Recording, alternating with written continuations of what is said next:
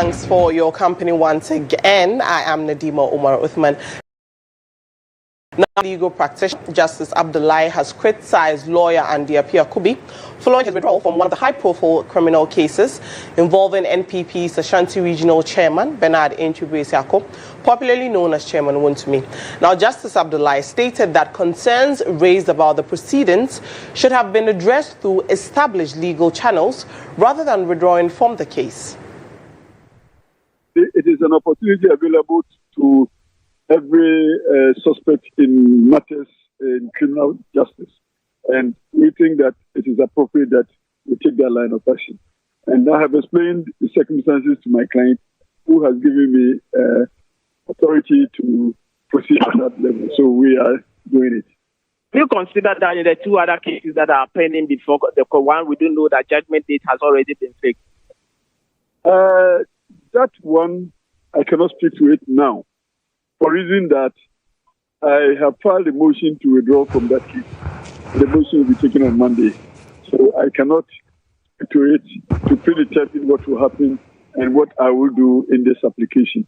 But on the other one, the relationship at the Office of the Attorney General in respect of the plea bargain will probably determine how we go with the other cases. How soon are we expecting the negotiation to begin? The ball is in the court of the Attorney General. We are ready for this discussion. So anytime we are called upon to come, we will be ready to go.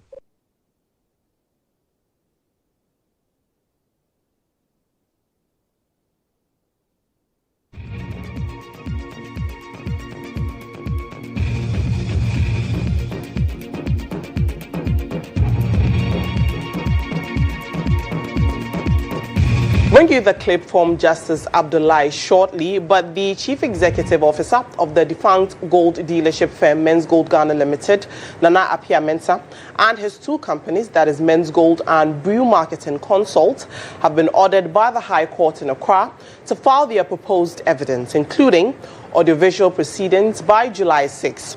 The order of the court, presided over by Justice Sedinam Awo-Kwadam, followed two separate applications moved by lawyers for the accused persons was standing trial for allegedly defrauding customers of their funds. As part of the orders, Justice Kwadam also granted Namwan leave to file a supplementary witness statement and any other proposed evidence he may wish to. The court gave the directives after the prosecution, led by Watkins Adama, a senior state attorney, did not oppose the grant of the request. Justice Kwadam, following the orders, adjourned the case to July 6, 2026 for the purpose of a case management conference.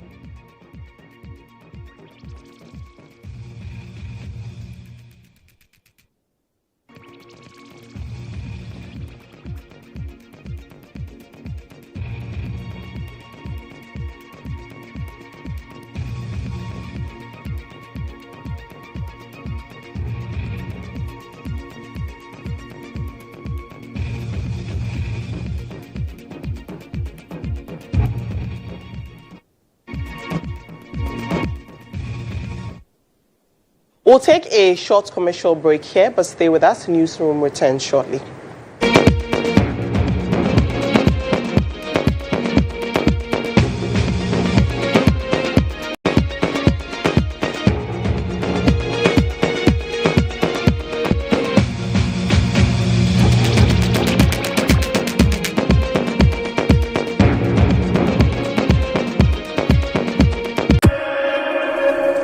The world's biggest football festival is here, and Ghana is watching together.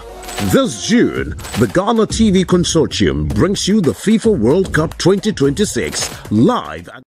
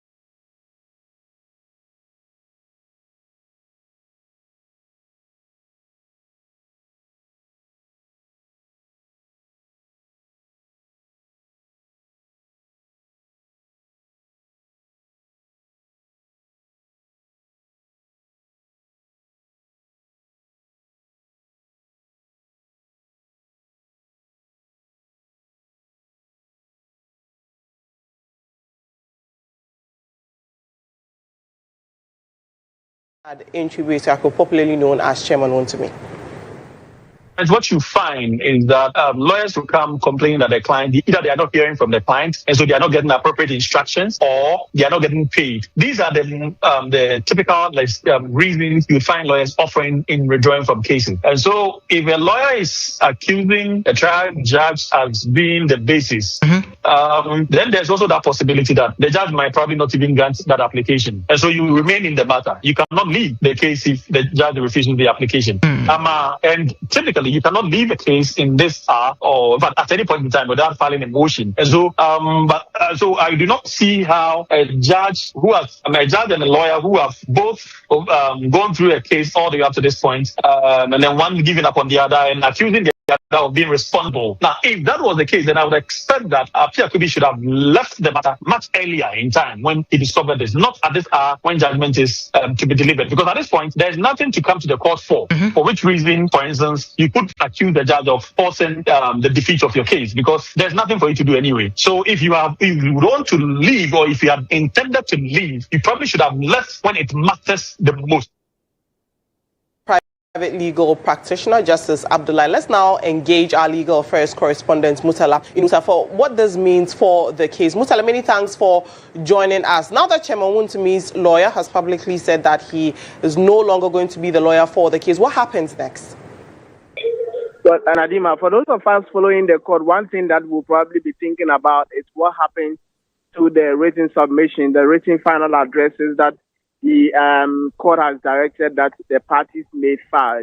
But the court was also very clear with its order that if the parties so desire to assist the court, they can file their written submission, which effectively means that it is not compulsory for the parties to file written submission, because the court is saying that if they so much desire to assist the court is clear in its mind that it is going to deliver that decision, that judgment on the 3rd of May. So it will Monday when that motion is moved before the court, whichever way we go, which indeed whether the court will decline or the court will accept, then we'll see what the directive of the court will be. But clearly in the minds of all of us and for those who have been following cases in court, it doesn't have any potential of stopping the matter before the court, the date that the judge has fixed for this case to be done, especially because trial by way of evidence have concluded both parties have closed their case in court and they will not be filing any more processes that the court will have to rely on in determining this particular matter. Mutala, you had an exclusive interview with lawyer Apia Kubi yesterday. He mentioned, or one of the reasons he cited was, according to him, unseen influences in the proceedings. Did he elaborate on that? So clearly, one thing that I would have thought would have happened was that in the course of the trial, what I do know is that when a party or a lawyer is not comfortable with the manner in which the judge is handling the case, probably they would have asked them to petition the Chief Justice for the removal of the third judge, or even at a point go to the Supreme Court and say that you want the judge prohibited from dealing with the matter. None of that has come out. But of course, if you look at the motion that he's filed before the court, he makes the point that he's requested for certain documentation. Those documentation were dismissed at some point in time, and that has really affected his performance by way of both his emotional and then psychological well-being dealing with the matter. He's unable to represent the client clearly or firmly as he would have wished to have represented. These are some of the things that he's canvassed by way of his affidavit in support of that motion that he's filed. But yesterday I engaged him and he confirmed why he, as it were, leaving or trying to say the point that I am for a motion to withdraw legal services for Chairman Wuntumi. Let's now talk about the men's gold case. We know that the court has ordered or has granted NAM1 to leave to file a supplementary witness statement and any other proposed evidence he may wish. So let's talk about that.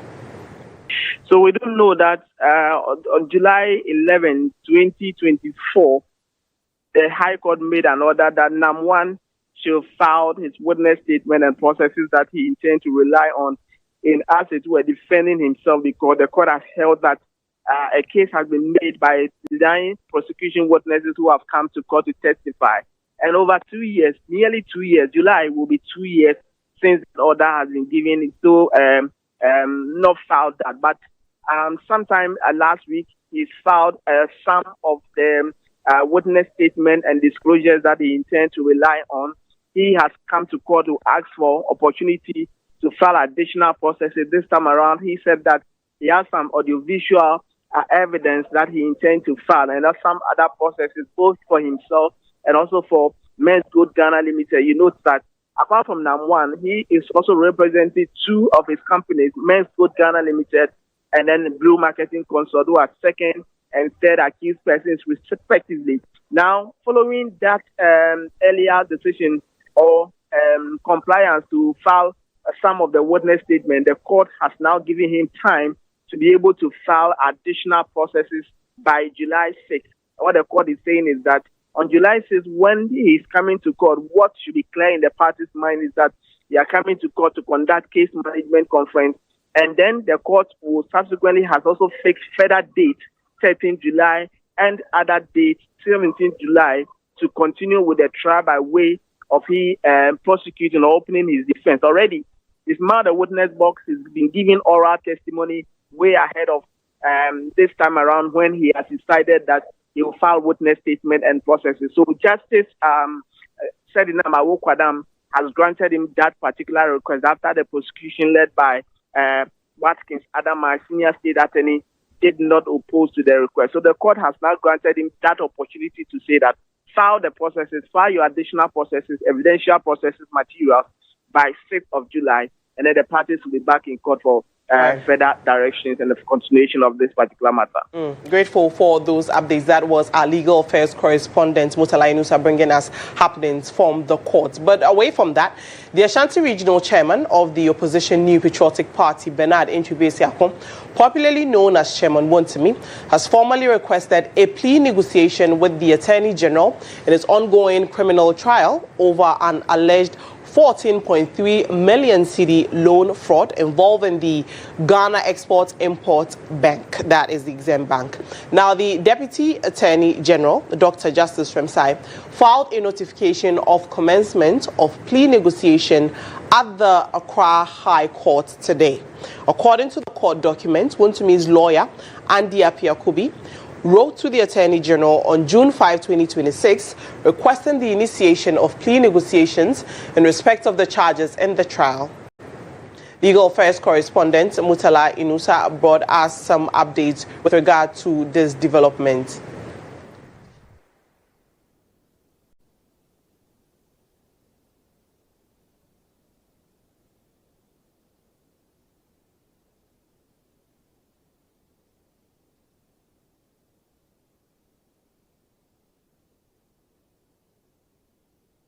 Let's now engage anti-graft campaigner Vitus Azim on this development surrounding Chairman Wontumi. Many thanks for joining us. Let me pick your thoughts on what you make of the ongoing case. We know that his lawyer has requested that he will no longer represent Chairman Wontumi, and that has received some criticism from private legal practitioner Justice Abdullah. What are your thoughts?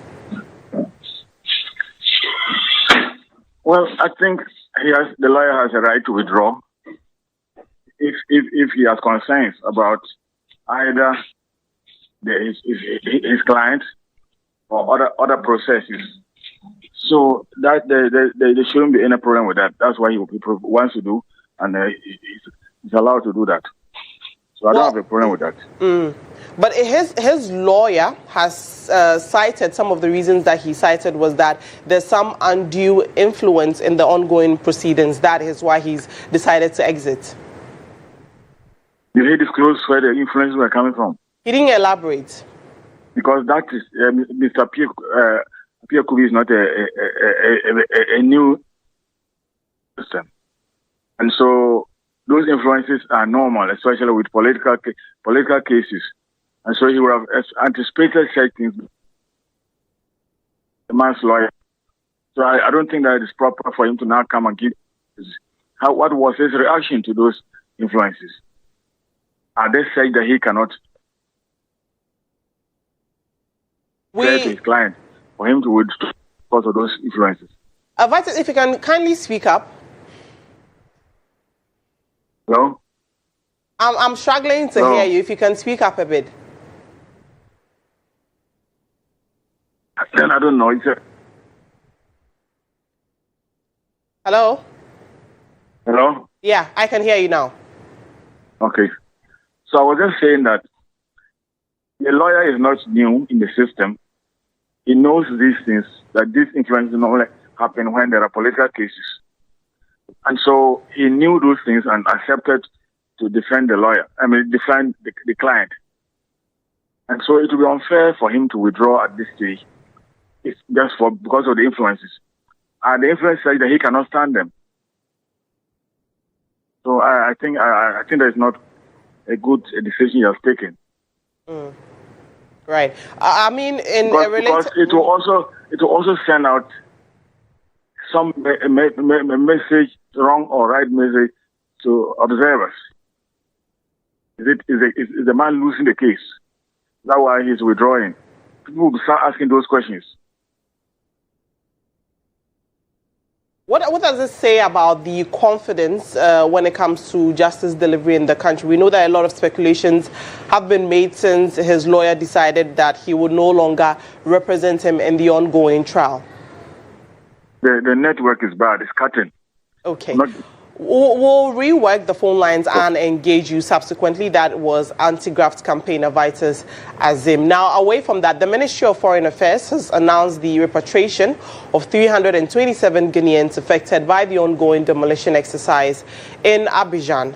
Now, according to the ministry, 228 of the affected nationals arrived safely in Ghana on Thursday, June 11, 2026, with arrangements completed for the remaining returnees to arrive today, June 12. The affected Guineans were residing in communities impacted by the demolition exercise and were left stranded after losing their homes, sources of livelihood, and access to alternative accommodation. The government has provided buses and trucks free of charge to transport the returnees and their belongings back to Ghana safely.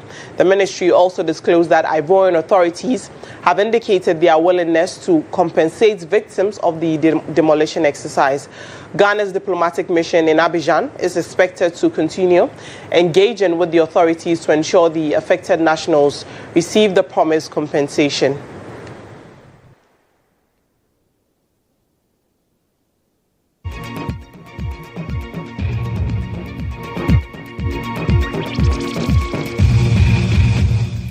Let's bring you a clip of the Greater Accra Regional Minister who received them upon their arrival in Ghana. These are brothers and sisters from Côte d'Ivoire that were affected by the demolition exercise ongoing, just a way to, control flooding in Côte d'Ivoire. And so the government thought it wise to repatriate them back to their various homes. And so first of all, let me thank the Ministry of Foreign Affairs, both La Côte d'Ivoire and Ghana, and thank His Excellency, the President of the Republic of Ghana, and everybody who has contributed to bring our brothers and sisters safely back home. And like I stated earlier, the government is ever ready to support them so that whatever, loss, that is what, when we interviewed, a lot of them said they've done a lot of things at their various places and they left it. So the government is ever ready to support them so that they can come back and then, their stay in Ghana would be fruitful. So we are ever ready. We've given them contact numbers to contact us and make sure that, first of all, we give them transportation to get to their various destinations and make sure that we support them to get back to their faith and so that they will really enjoy their stay back home in Ghana. We had 303. But those people are from Greater Accra, others are at Takoradi, Cape Coast, and then Eastern region as well. So in all, we had 303. They go through screening. We have our health workers around. The nurses are here. The doctors are here. They went through some screening. They went through some blood tests before they are here. Some of them had cough, and so they've been attended to. And so right from here, and other protocols from Nadima, we are giving them some relief items to make sure that it sustains them until they get back to their faith. So these are some of the protocol processes we Now, a group of protesters have petitioned the government to review operations of South African-owned companies in Ghana, citing concerns over the treatment of Africans in South Africa. The demonstrators say the action is aimed at drawing attention to what they describe as recurring xenophobic attacks and the need for stronger protection of Ghanaian interests. The group also called for a more robust diplomatic response and measures they believe will promote fairness in economic relations between the two countries. Conveners of the protesters urged government to take decisive action and review operations of South African companies in Ghana while pursuing diplomatic solutions to address concerns. Receiving the petitioners, Deputy Minister for Lands and Natural Resources, Yusuf Suleiman, said the government has taken note of the issues raised and the petition will be transmitted to the appropriate authorities for the necessary action and consideration.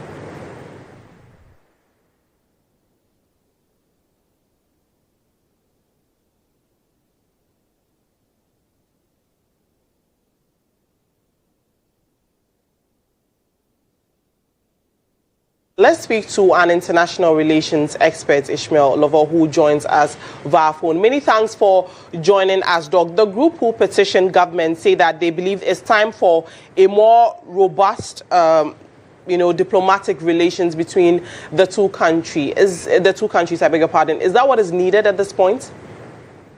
Thank you, and good afternoon to our viewers. I think that in as much as we want to respond to what is happening in South Africa, we must also be measured in the things that we are calling for. For instance, although we can apply the economic pressure, but we must also be minded that the more you try to apply that pressure, the more you also hurt yourself. So, for instance, if they are calling for MTN and all those other South African companies to maybe go, who replaces them? And these are companies that are also offering jobs for Ghanaians. So, yes, you may want to apply that pressure, but it must be done strategically in a way not to harm your own economy. It may be a pressure that you deliberately apply over a period of time, not a sudden pressure. And again, I think that we should also work with the rest of Africa and try and find a common solution. That is to say that in as much as South Africa has degenerated into violence, into more open xenophobic attacks, I maintain that there's a challenge with how we manage people who operate in the informal economic sector across Africa. For example, if you look at the South African people who are on the street, they are not targeting well-established business brands that are from other African countries. They are targeting those operating within the informal sector. So there's a challenge as to how, as Africans, we regulate the informal sector in a manner that allow migrants from different African countries to also feed there. Mind you, for the poor migrant, those who don't have the economic wherewithal, they will always have to find some level of economic gain within the informal sector. But it is that informal sector that many African countries maintain laws that simply says that it's reserved for locals. Now, so that means that we are virtually operating a dual migration regime. For those who are operating at the upper class of the economic ladder, they are able to move and establish anywhere they want to establish. But those who are at the lower level, where informality is their way of life, then they are the ones we are restricting. So I think that, yes, we need to apply the diplomatic economic pressure to South Africa, but it must be done in a manner that does not jeopardize your own economic fortunes. It must also be done in a comprehensive African manner that addresses the root cause of the issues we are seeing. So, yes, you want to mount a robust response, but mount it in a manner that does not harm you. Because let's say all of a sudden we are asking MTN to go. Who replaces MTN, given the level of infrastructure they have invested in this nation, given the number of Ghanaians that they have employed? Are you all of a sudden going to do that? That's not feasible. And of course, within the laws of Ghana, that's also not a feasible thing. Maybe the alternative is that you are going to, over time, groom your own local businesses to rival and compete. And then over time, it becomes a natural competition that may drive those entities that you don't want in the economy. So we must be strategic about it. Of course, given what is happening in South Africa, is that's logical. Some people will respond the way they are responding. But then again, I think that it's not a sudden decision. Even if they are going to apply the economic pressure in line together with other African nations, not in isolation. Doc, but should a government or the government of Ghana be concerned that sentiments such as this can quickly de-escalate or escalate into a bigger problem? I think that if you look at the Ghanaians who are on the street, you observe a vast difference between them and the South Africans. These are people who are not touching any business, who are just petitioning lawful authority. That's the difference. The difference is that they understand that within the democratic state that they live, there are institutions that are mandated to undertake certain functions, and they are willing to respect those institutions. So we don't expect this to get out of hand and be the nature of South Africa. Even if you look at some of them, they are comment. They are saying that, well, we are not going to attack any South African because we understand that it's state institutions that. But the long period is that it then puts some pressure on political authority to take posturing that is not good for African integration. So, for instance, if we are going to say that because South Africa behave like this, let us all respond over time. It means that any inaction or any action on the part of an African nation that we find not to be pleasant to us must be responded to in that manner. I think that we should engage South Africa. We should make them understand that the issue of illegal migration is not only their problem. Even in Ghana, we face such. We have people from other West African nations who are operating in the informal sector that we believe is reserved for Ghanaians. And over time, sometimes we allow state authorities to deal with it. The thing is that I think that the South African state has lost control over their own people. And the danger South Africa is not looking at is that if you allow people to mass up on the streets like that, and they get away with whatever they are doing, sooner than later, they will be emboldened to demand other things that the state is not able to provide. And I think that for most of the South African leaders who are speaking, they want to defend their country, and they rather confirm the notion and the belief among other African countries that that society is against them. So, for instance, if you are going to respond and your response is that even in Ghana, these things are done, and that is like justification instead of a genuine attempt at addressing the root cause of what is going on there. So I believe that in Ghana, I'm not sure it would degenerate to what we are seeing in South Africa. People understand that they are democratic rights. They understand that state institutions do work. And I believe that they continue within the legitimate boundaries of the laws of Ghana. Okay. Thank you so much for sharing those thoughts with us. That was Dr. Ishmael Lovell, who is an international relations expert. Away from that, a mountain of waste, choking stench, and growing health concerns is what is affecting residents of Oblogo, a suburb in the Weja Bawe Municipal Assembly. The residents say the illegal dump site in the community is exposing them to serious non-communicable diseases and making daily life unbearable. Here are excerpts of a yet-to-be-aired feature on illegal dump sites in the Greater Accra region by my colleague Obed Kingaglo.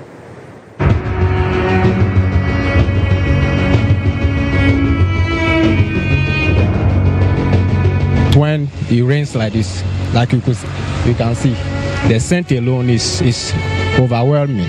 You take all of the area. When this scent, malaria things, people definitely will fall sick. They block the where the water is supposed to pass. They block it. So when they block it, definitely the water will enter people's house.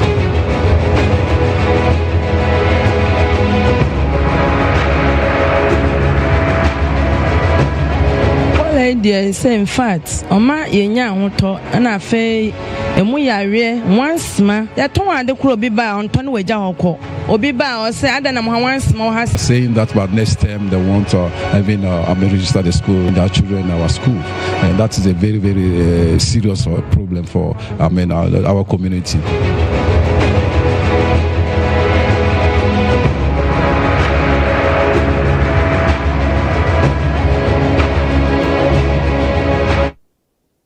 Let's get a deeper understanding of the ongoing situation in Oblogo. I've been joined via Zoom by a concerned resident who is Epiphany Adam. Epiphany, many thanks for joining us. Help us understand. I mean, we saw the visuals, but help us understand how widespread this problem is. Thank you very much for having me.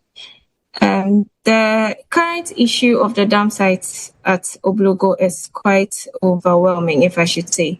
Like you described, is a mountain of refuse, is a heap, a whole landfill filled with refuse, and it's been there for months now. Concerns have been raised to the environmental health department at the municipal assembly, and nothing has been done about it. Around the dump sites, we have 3 schools, 3 JHS, primary JHS schools, Rising International, Smart Kids, and then there's another one, Shalom Montessori School. So there are 3 schools surrounding the dump sites, and we all know that the health and physical well-being of children is it should be a concern for every citizen. But apparently, that is not what we are seeing here in Weija Oblogo at all. The dump site. Help us understand this, right? There must have been somebody who designated this area as a dump site, because are you saying that residents do not contribute to what we're seeing in the community, or the refuse is brought from elsewhere? Yes, the refuse is brought from elsewhere. So the Aboboyas, those who regulate the Abobo refuse collectors, yes, they bring them from wherever they go and collect the refuse from, and then they come and dump it at that dump site at Weija Oblogo. So instead of, say, they take it to maybe the one at the Mochi Road, they rather bring it to this site and dump it here.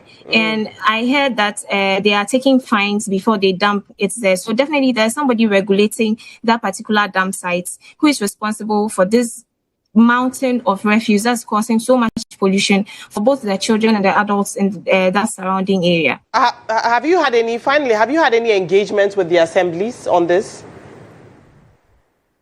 I spoke to one of the headmistresses of the schools. That is Rising International. My brother is a student there. Okay. I spoke to her, and they had written about 2 petitions to the Environmental Health Department at the Municipal Assembly and also NADMO, but still they didn't get any appropriate feedback as to the actions that are being taken to remove the dump sites from there. That was Epiphany Adam, who is a concerned resident in Oblogo. But let's now engage Ama Ofori Entry, who is the Executive Secretary of the Environmental Service Providers Association. Ama, this is not an isolated case, right? Aside Oblogo, there are many of such illegal dump sites scattered in the Greater Accra region. How worrying is this development, and why are authorities seemingly sleeping on what they're supposed to, actively curb the situation? Thank you. Good afternoon to your audience. And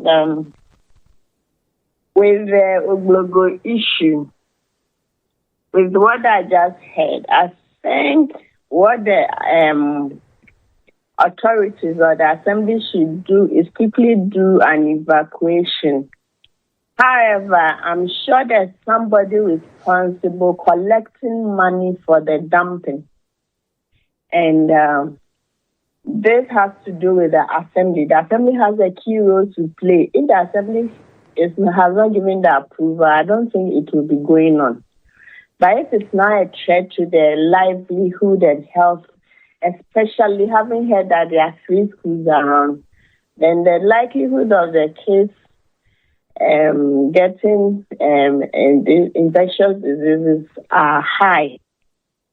So I'll recommend to the community that they engage the assembly and quickly get an evacuation done. When you say evacuation, is that the practical solution you would proffer? Because these are residents that were already living in this community, right? And then that area has been designated by someone who we have not identified to be a dumping site. And the resident that we spoke to did confirm that, yes, somebody is taking monies from these informal waste pickers. And so when you say that they should evacuate, is that the practical solution? Yeah, they should evacuate and then stop, because it's causing a lot of disaster as compared to the benefits. I think, Amma, I need a bit of clarification from you. Are you saying that the residents should evacuate, or the dump sites? No, the dump sites. The dump sites. the dam site needs to be evacuated ASAP. Right, but what should be done to get the assemblies up and running for them to actually do their jobs? It has to do with, currently as we speak, we all admit that when it comes to the work of sanitation, there's a gap in terms of regulation. It looks like it's assemblies that are responsible, and they are the same people that have to regulate themselves. So it's one of the reasons why we are always calling for the National Sanitation Authority. Then we can have a regulator who would monitor the assemblies as well as the private service provider, so that when we are all working on the ground, there's someone out there regulating what we are doing. Right. But that notwithstanding, with the illegal dam sites, it's an issue cropping up in the city. And this is one thing that the government needs to address as soon as possible. And it also has to do with the fact that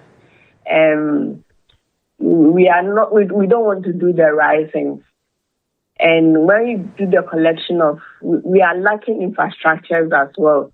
We currently need a lot more transfer stations, and even the final disposal sites, the dump sites, the landfill properly managed, fumigated. With what is happening at Oblogo, the person should have been using light heights to cover the waste, doing fumigation, ensuring that there's leachate control, the poisonous substance that come from the waste. Right. In that case, it should not pose a hazard to the environment. But currently, from what I've not been there in a long time. I have an idea. I have a clue where the place is and what has happened. I've not been there recently to ascertain what is happening now. But if we can have enforcement, and even with these dam sites, the proper thing will be done. It will go a long way to help the community. Right. Grateful for your time. That was Umar Entry, who is the Executive Secretary of the Environmental Service Providers Association, speaking on the illegal dam sites in Oblogo.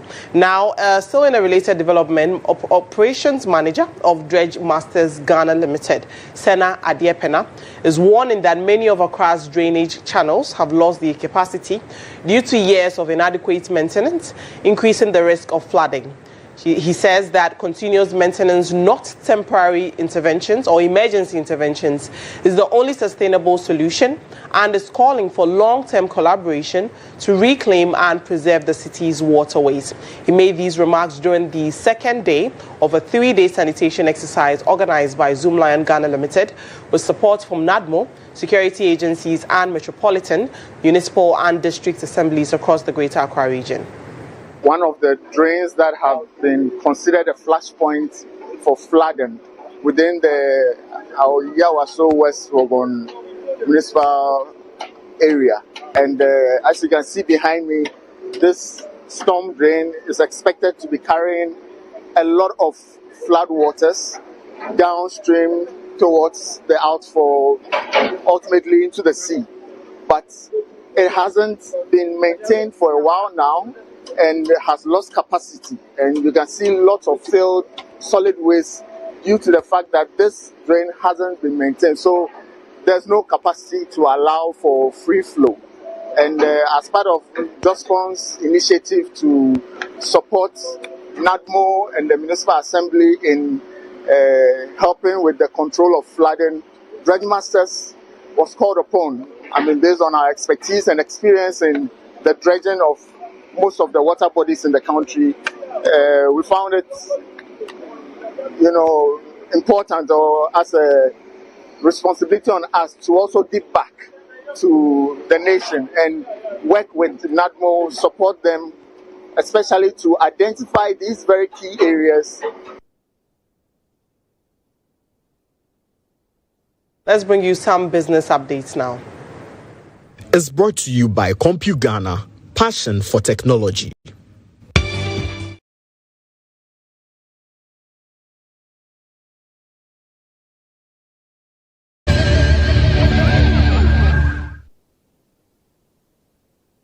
The investigation into the fire outbreak at the Gridco substation at Akosombo has concluded that the incident was caused by cable installation failure, ruling out human error.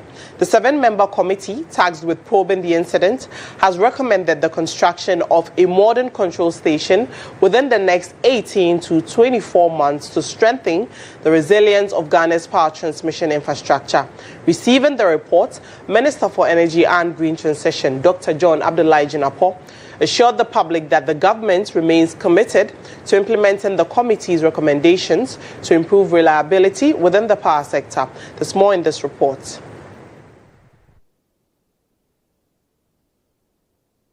The April 23 fire outbreak at the Gridco station at Akosombo knocked nearly 1,000 megawatts off the national grid, disrupting electricity supply to several parts of the country and raising concerns about the stability of Ghana's power infrastructure. Although engineers worked swiftly to restore power, questions remained about what triggered the blaze and how similar incidents could be prevented in the future. Presenting the committee's findings, Chairman William Amuna disclosed that investigators traced the source of the fire to the failure of cable insulation within the facility. The supply from the powerhouse tripped at 311 amps.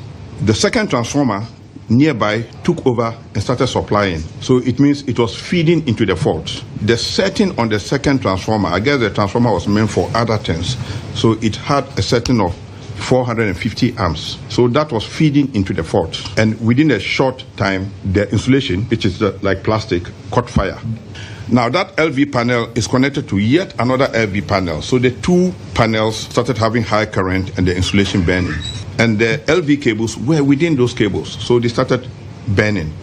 And within a short time, the whole place was ablaze. It actually started from insulation failure from some of the cables in the LV panel, and not anybody going to turn something or do twist something or whatever. No. Beyond establishing the cause, the committee also outlined measures aimed at preventing a recurrence. We are expecting that by the end of August, this interim arrangement should be in so that we can transfer the protection and then control back to that arrangement that's being undertaken by Gridco and then the VRA. We must put up a new control building. We have identified the Pokwasi substation. That is a new substation that meets all the safety standards and everything. And so I'm sure very soon Gridco will be knocking at your doors for assistance, which I know you have been pushing from the beginning. Hopefully, we should have state-of-the-art permanent control building. I expect that such a building could come up within 18 and 24 months. The committee's findings are expected to guide future investments in transmission infrastructure as Ghana seeks to build a more resilient and reliable power system capable of meeting growing national demand. A while longer on this and engage engineer Justice Ohene Akoto, who is the Executive Director of the Africa Sustainable Energy Center. He joins us via Zoom. Many thanks for joining us, Justice. What should be done to ensure that the recommendations by the committee are implemented effectively? Yes, thank you very much, and good afternoon to you. Good afternoon to your cherished viewers as well. So first of all, what the African Sustainable Energy Center is saying is that this issue should have never happened in 2026.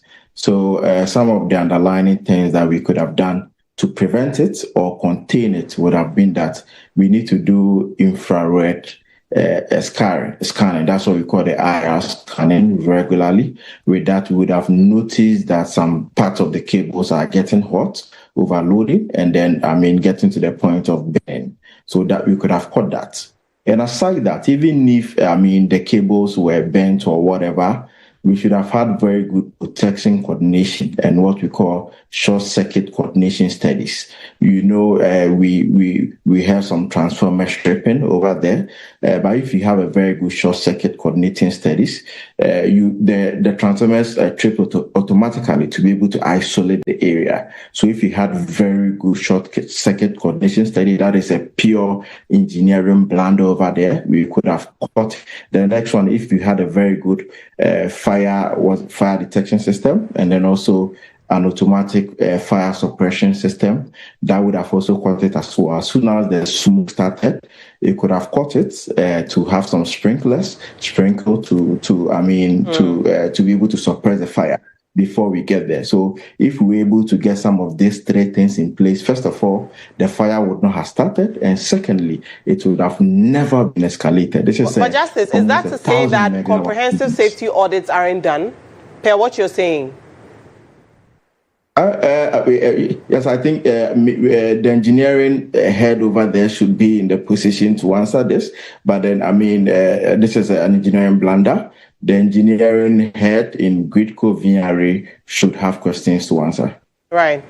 But, finally, the committee has dismissed human error, but then you are saying that the engineer should come out to, determine whether a safety audit has been done. Yes, yeah. So the engineering should come up to tell us, even in the next 24 hours, they should tell us their IR scanning schedule. They should also tell us their short circuit coordination studies. If they need help, African Sustainable Energy Center can help them. And also their fire detection and automatic fire suppression system. Thank you so much. That was Engineer Justice Ohene Akoto, who is the Executive Director of the Africa Sustainable Energy Center. That ends it for business. Let's bring you sports now. The Business Brief was brought to you by CompuGhana, passion for technology.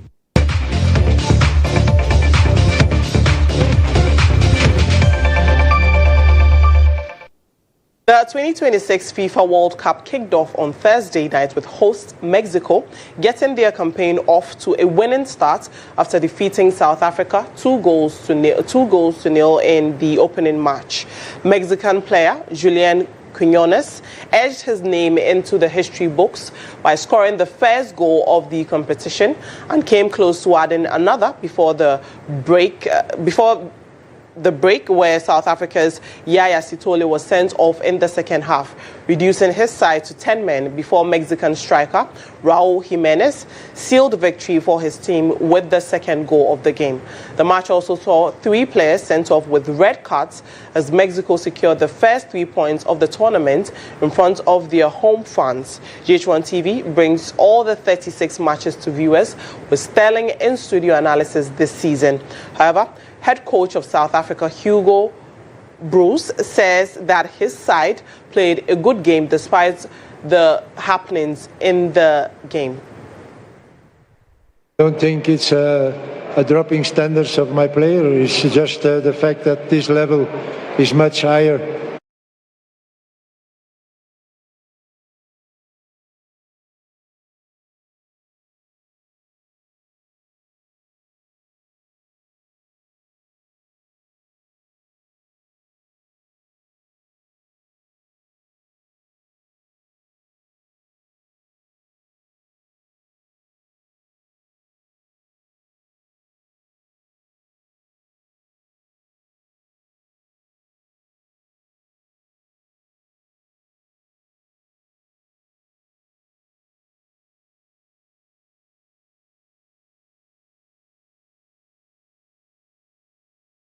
Made a strong start to their campaign after securing a 2-0 victory over South Africa in the tournament's opening match. We hit the streets to find out what football fans made of the first game and the expectations for the month-long football spectacle.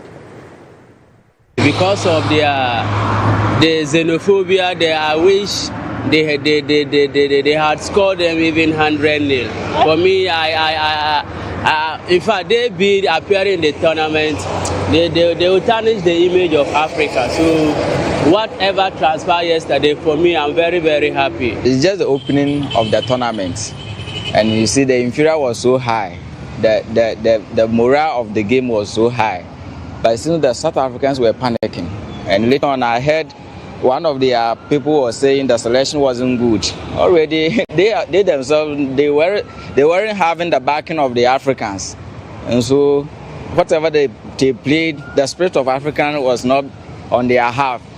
And so, therefore, everything went basa on their side. So, we are hoping that Ghana will do better. As for Ghana.